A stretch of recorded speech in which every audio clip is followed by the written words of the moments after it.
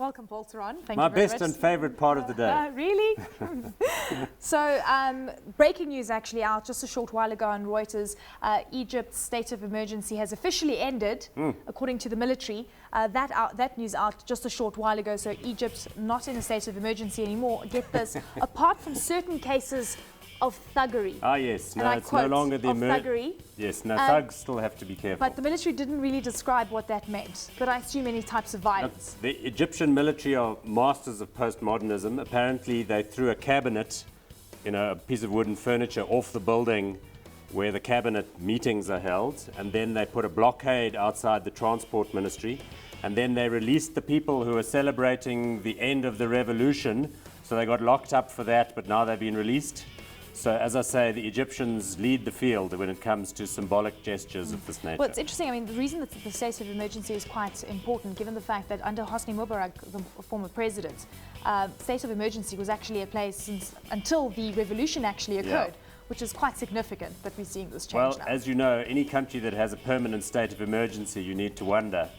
But, I mean, there's some great and fabulous businesses in Egypt, and, we continue to watch with interest because that stock exchange has done very, very badly, since a year ago when the whole Arab Spring thing arose. Yeah. But, of course, now there's been an election, big move towards the Islamist parties. It's going to be interesting to see what kind of economic model they embrace from here. McDonald's out with results today, double digit, I think 11% is what I saw. Is it profit or revenue? Yes, let's Sales. talk about that. Yes. I'm no longer interested in discussing Mickey Mouse African companies, like the ones listed on our exchange. McDonald's, fantastic results, big global corporation, selling more hamburgers than people thought possible. Are you feeling happy about that? Yes, no, I'm a big fan of the chicken McNugget. I feel you shouldn't eat more than one per year. But, on the whole, it's a very successful company. Same store sales, very strong. I think it's one of those global leaders that's going to continue to do well. I mean, it's hard to beat.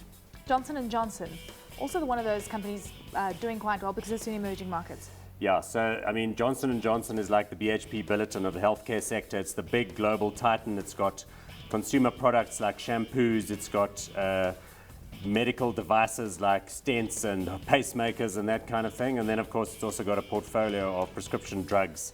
Doing well across the board. Not up on the day, though, because, the expectations for next year. It's interesting industry, healthcare, because it's constantly looking for new products to sell people. A Swiss oil refinery actually filed for bankruptcy today, if I'm not mistaken. Swiss oil refinery? Yes, it did indeed. We'll bring you details on that tomorrow on Mad Markets. It's interesting. It's an Who interesting knew they story. had any? Yeah. Given the fact, I mean, Switzerland. You'd think they'd leave dirty stuff like oil refining to someone else. Okay, so Barack Obama not only is a fantastic, I mean, his speeches are amazing, flawless, and then he sings really well. I mean, is there anything that this man can't do? Yes, there's a YouTube clip going around you're alluding to where he does a little bit of a speech and then starts to sing and everybody loves it. But tonight is his State of the Union address, which is in Congress. Interesting, though, because there's been a lot of attention on the Republican candidates for the election. But in fact, Obama's job approval rating's been creeping up. Of course, everybody down here loves him, but over there it's always touch and go. We'll see. Thank you so much, Paul. Great to have you on the program.